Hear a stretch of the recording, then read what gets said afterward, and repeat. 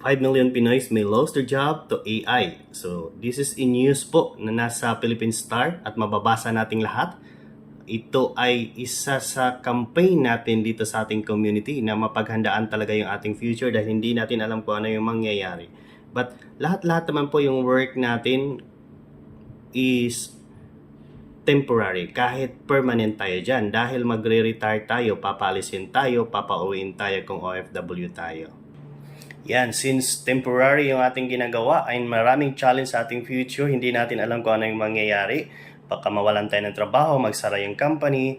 As long as maganda pa ang lahat ngayon, community natin dito sa IMG is reminding lahat sa atin na we need to create a backup lagi. Kasi yung future natin napaka-challenging talaga.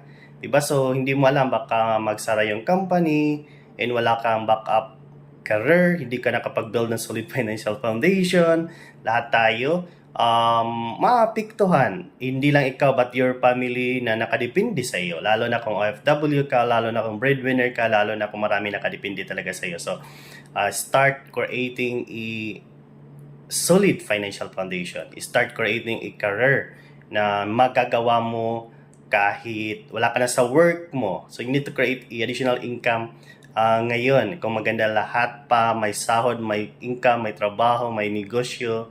So, the future is napaka-challenging talaga. Kagaya ng balitang yan, 5 million Filipinos na maapektuhan, mawawalan ng trabaho.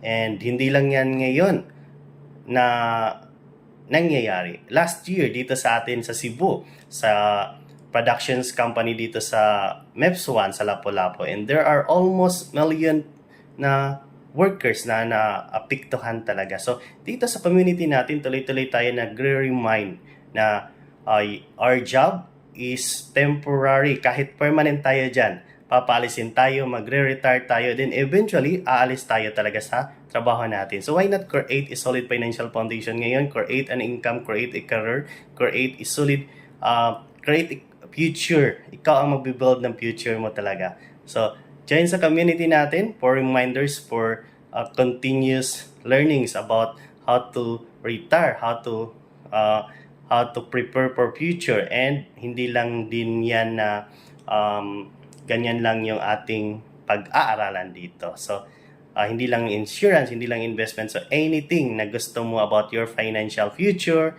and nasa community natin. So, it's a total financial solution yung ating community.